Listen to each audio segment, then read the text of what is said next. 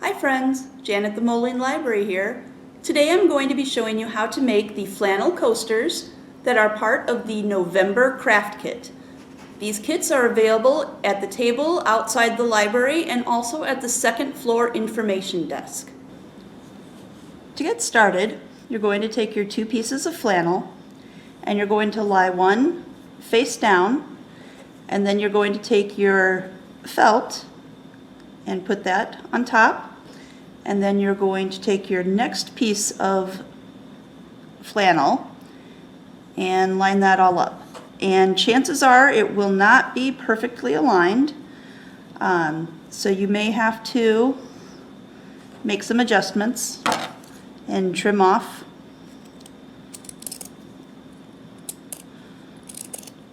to make sure that it is nice and aligned.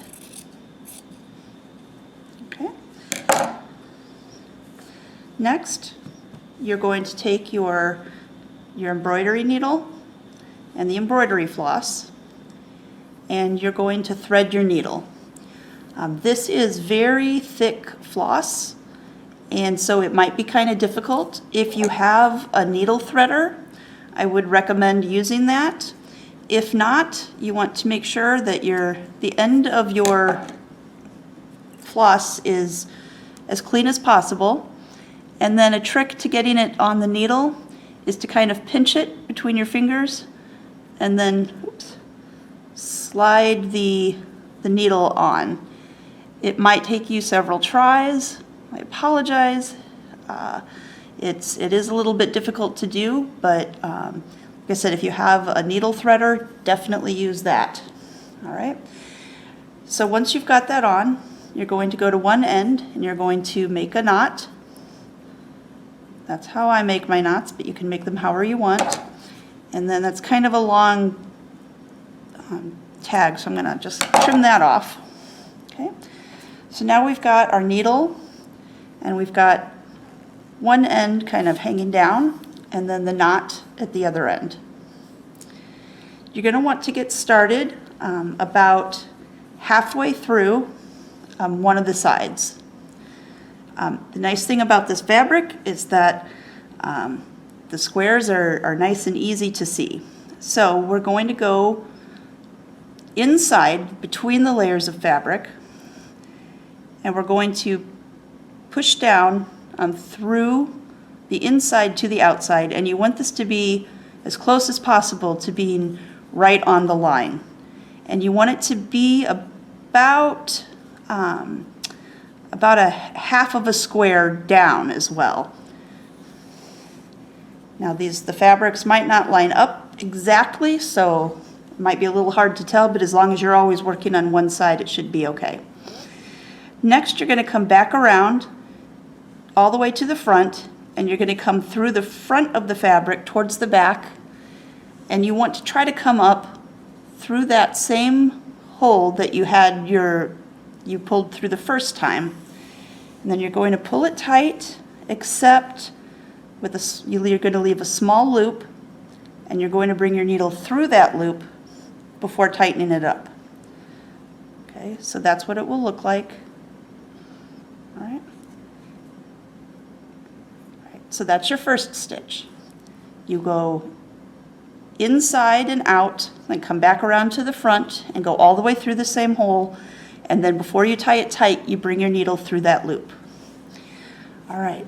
Now this stitch is called the blanket stitch, and it is recommended for this project because it gives it a nice edge.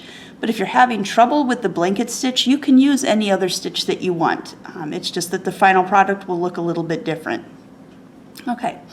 So to make the next blanket stitch, you're going to come over and you're going to go all the way through all three layers and pull it through.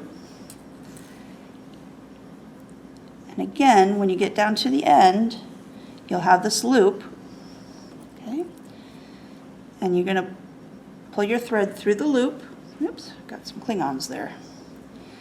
All right.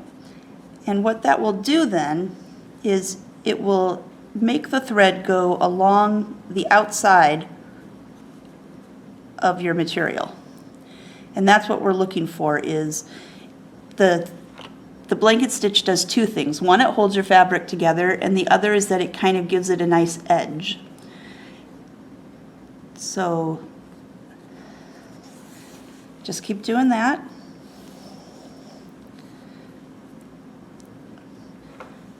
You're going to go over and through from the top to the bottom, and then when you pull back up, make sure that you're coming through the loop that you've made.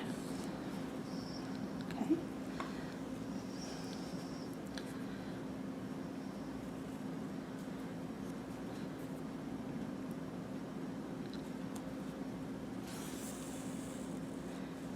Once you get the hang of it, this part is really not that difficult. However, the trick comes when you get to the corner. So now here I am at the corner, and I want to make sure that my stitch is positioned so that it's in line with these others and about halfway over, but also about halfway up from this one. We want this to truly be like the corner piece where it meets this line of stitches from where this line of stitches is going to be. Oops. All right. So we're going to do, actually, we're going to do 3 stitches in that same hole. So the first one, we're just going to come back through, and it's going to form the outer edge like it did before. Okay. We're going to come back through this again, and this is the trickiest part. I am by no means an excellent sewer. In fact, I had to learn how to blanket stitch just to do this project. So this is where it gets a little fiddly. This next one, you don't want it to go across, you want it to be at an angle. So you do the same thing where you go down and you come back up. It's just that when you are pulling your fabric, the floss tight over the fabric, you want to make sure that this top layer of floss is at an angle. And if it doesn't work right away, that's okay. It can take several tries. I'll show you my first few pieces here when we're done so you can see. But so just try to get it at an angle. I find that it helps to use my fingers at both, like the front and the back, so that it's not sliding. And then you go through that same hole one more time. And then when you come back up through the loop the third time, that's going to go from the angle to halfway over. So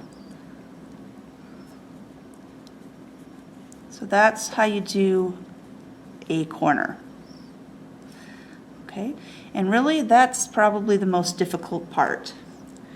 And that's how you do the blanket stitch, and you just want to go all the way around until you come back to your first stitch, and then when you get back to where your first stitch was, you're going to finish by going through one more time, and then when you come back up around to finish it off, you're going to come underneath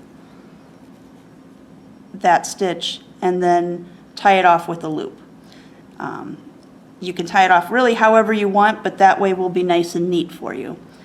If you don't have enough floss, or if you have any questions, please give me a call. And I do have some extra floss that I can give you, and I can offer you my limited expertise in blanket stitching. I hope that you've enjoyed making these flannel coasters with us. It's not that easy, but it is kind of fun. And this is my first attempt, which I said I would show you. You can see here my corners are a little iffy, but then on my second attempt I started to get a little bit better, and you know what? They all work, and hopefully they will be made with love and they will make great gifts for someone. One thing that I did forget to mention is that when you are working on these, you might want to take another needle or a safety pin and put it through the middle to hold the layers together. You might find that as you're coming along one side, they kind of slide along and get off center. So starting with a needle in there or a safety pin or something will keep them together. If you do have any questions or you need any floss or anything else, please give us a call at 309-524-2470. Thanks.